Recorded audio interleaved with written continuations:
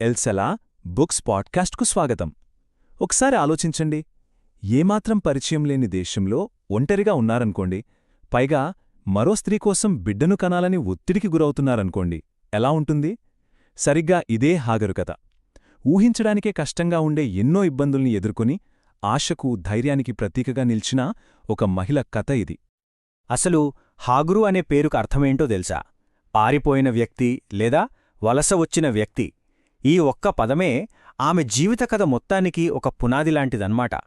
సొంత ఊరిని వదిలి పరాయి దేశంలో కొత్త జీవితం మొదలుపెట్టే వాళ్ళందరి పోరాటాలకు, విజయాలకు ఆమె కథ ఒక శక్తివంతమైన ఉదాహరణ. సరే, ఈ విశ్లేషణలో మనమేం చూడబోతున్నామంటే, మొదట అపరిచిత దేశంలో ఆమె ఎలా ఉండేది, తర్వాత అద్దెతల్లిగా, ప్రత్యర్థిగా ఆమె పాత్ర ఏంటి, ఆ తర్వాత అరణ్యంలోకి ఎందుకు బహిష్కరించబడింది, అక్కడ ఆమెకు ఎదురైన అనుభవమేంటి, చివరిగా ఒక జాతికి మూలపురుషురాలుగా ఎలా మారింది. ఇలా బానిసత్వం నుండి మొదలుపెట్టి మనుగడ వరకు సాగిన ఆమె ప్రయాణాన్ని దశలవారీగా చూద్దాం. మొదటి భాగం: అపరిచిత దేశంలో ఒక అపరిచితురాలు, కనాను దేశంలో ఒక ఐగుప్తు బానిస. ఇక్కడే హాగరు కథ మొదలవుతోంది. ఆమెకు మాట లేదు, ఎంపిక లేదు. ఆమె పరాయి దేశంలో ఒక బానిస అంటే ఆమె జీవితం ఆమె చేతుల్లో లేదు. ఆ కాలంలో పరిస్థితులు ఎలా ఉండేవో అర్థం చేసుకోవడం చాలా ముఖ్యం, ఎందుకంటే అవే హాగరు జీవితాన్ని నిర్దేశించాయి. ప్రాచీన మధ్యప్రాచ్యంలో బానిసత్వమనేది ఒక మామూలు విషయం, కాని చాలా క్రూరమైన వాస్తవికత. యుద్ధంలో ఓడిపోయిన వాళ్లని, అప్పులు తీర్చలేని వాళ్లని లేదా కొనుక్కున్నవాళ్లని బానిసలుగా చూసేవాళ్లు. ముఖ్యంగా ఆడబానిసల్ని ఒక ఆస్తిగా మాత్రమే పరిగణించేవారు.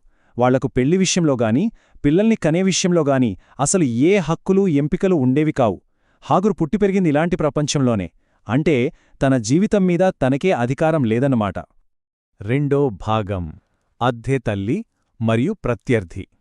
ఇంటిలో సంక్షోభాన్ని రేపిన ఒక ప్రణాళిక. ఇక్కడే కథ ఒక పెద్ద మలుపు తీసుకుంటుంది. పిల్లలు కలగలేదన్న నిరాశతో శారా ఒక ప్లాన్ వేసింది, కాని ఆ ప్లాన్ హాగర్ జీవితాన్ని పూర్తిగా తలక్రిందులు చేసింది. ఒకసారి ఈ పోలిక చూడండి.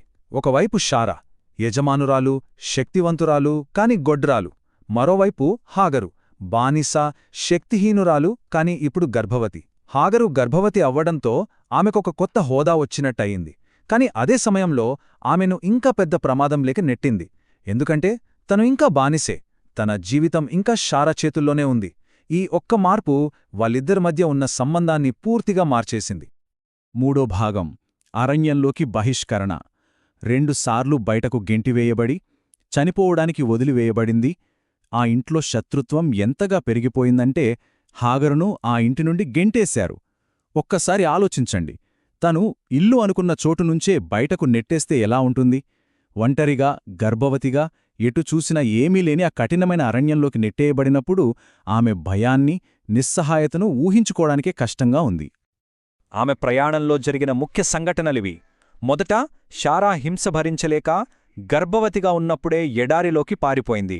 కాని ఒక దైవిక స్వరం వినిపించడంతో మళ్లీ అబ్రహాము శారాల దగ్గరికి తిరిగి వచ్చింది.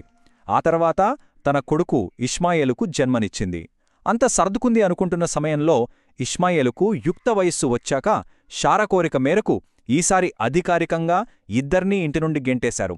చూశారా, ఈ సంఘటనలన్నీ ఆమె విశ్వాసాన్ని, ధైర్యాన్ని ఎంతగా పరీక్షించాయో. అంటే హాగరు తిరిగొచ్చిన తర్వాత దాదాపు 16 సంవత్సరాల పాటు అక్కడే ఉంది. ఆ తర్వాతే ఆమెను చివరిసారిగా బహిష్కరించారు. అంటే ఒక సుదీర్ఘకాలంపాటు ఆమె ఆ ఇంట్లో ఉంది, కాని చివరికి మళ్లీ రోడ్డున పడాల్సొచ్చింది. అతని వేదనను చూడలేక దూరంగా వెళ్ళింది. ఇది ఎంత హృదయవిదారకమైన పరిస్థితో చూడండి. ఇక తన కొడుకుని కాపాడుకోలేనని, అతను కళ్లముందే చనిపోవడం చూడలేనని పూర్తి నిస్సహాయ స్థితిలో అతనికి దూరంగా వెళ్ళిపోయింది. ఒక తల్లికి ఇంతకంటే నరకం ఉంటుందా? నాలుగో భాగం: చూచే దేవుడు. మరణం అంచున ఒక మలుపు.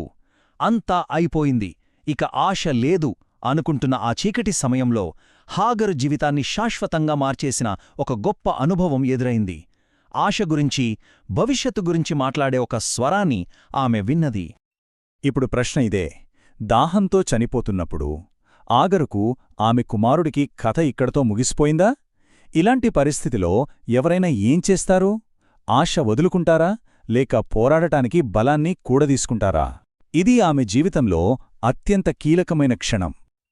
అప్పుడా స్వరం ఇలా చెప్పింది, భయపడకు, దేవుడు బాలుడి ఏడుపు విన్నాడు. నేను అతనిని ఒక గొప్ప జనాంగముగా చేస్తాను. ఈ మాటలతో హాగరుకు ప్రాణం లేచొచ్చినట్టయ్యింది.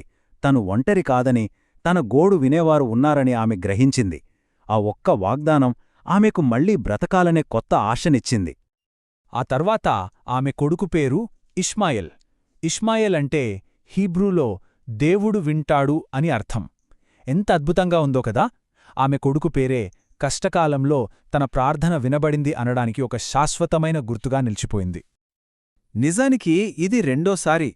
తన మొదటి బహిష్కరణ సమయంలోనే హాగరు దేవునికొక పేరు పెట్టింది, నన్ను చూచే దేవుడు అని. ఇది కేవలమేదో ఆధ్యాత్మిక అనుభవం కాదు, చాలా వ్యక్తిగతమైనది. ఎవ్వరూ పట్టించుకోని తనను, ఒక బానిసగా చూడబడ్డ తనను ఒకరు చూస్తున్నారు, గమనిస్తున్నారు అని ఆమెకు అర్థమైంది. 5వ భాగం, ఒక జాతికి మూలపురుషురాలు. జీవించి ఉన్న వ్యక్తి నుండి వ్యవస్థాపకురాలిగా. అంటే హాగరు కథ కేవలం బ్రతికి బయటపడటంతో ఆగిపోలేదు. ఆమె అంతకు మించి ఎదిగింది. తన విశ్వాసంతో, ధైర్యంతో ఏకంగా చరిత్రగతిని మార్చే స్థాయికి ఎలా చేరిందో ఇప్పుడు చూద్దాం. ఆమె ఏం చేసిందో చూడండి. మొదట ఒక నీటి బావి కనిపించింది, దాంతో వాళ్ల ప్రాణాలు నిలిచాయి. తర్వాత హాగర్, ఇష్మాయెల్ పారాన్ అరణ్యంలోనే స్థిరపడ్డారు. అంతేకాదు, హాగరే స్వయంగా తన కుమారుడికి ఒక భార్యను వెతికి పెళ్లి చేసింది.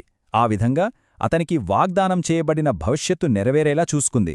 అంటే ఆమె కేవలం నిస్సహాయురాలుగా కూర్చోలేదు, తన భవిష్యత్తును తానే నిర్మించుకుంది. ఒక్కసారి ఆలోచించండి, స్నేహితులు లేరు, కుటుంబం లేదు, ఎలాంటి వనరులూ లేవు. అయినా సరే దేవుడు ఒక ఒంటరి స్త్రీకి, ఆమె కుమారునికి ఆ అరణ్యంలోనే ఒక దారి చూపించాడు. హాగరు కథ మనిషిలోని ఆత్మస్థైర్యానికి ఒక గొప్ప నిదర్శనం. ఊహకందని కష్టాలెదురైనా ఆమె ఎప్పుడూ ఆశను వదులుకోలేదు. జీవితమనే అరణ్యంలో ఒంటరయ్యామని భావించే మనందరికీ ఆమె కథ ఒక స్ఫూర్తి. హాగరు కథ పారిపోయిన వ్యక్తి అనే ఒక ముద్రతో మొదలైంది. మరి మనం కూడా మనుషుల్ని ఇలాగే కేవలం వాళ్ల మీదున్న ముద్రలతోనే చూసినప్పుడు వాళ్ల వెనకున్న అసలు కథను ఎంతగా కోల్పోతున్నాం? మనం ఇతరులను నిర్వచించడానికి ఎలాంటి ముద్రలు వాడుతున్నాం? అలా చేయడం వల్ల మనం తెలుసుకోవాల్సిన ఎన్ని గొప్ప కథలను మిస్ అవుతున్నాం? ఒక్కసారి ఆలోచించండి. విన్నందుకు ధన్యవాదాలు. మరిన్ని విశ్లేషణల కోసం మా ఛానల్కు సబ్స్క్రైబ్ చేసుకోండి.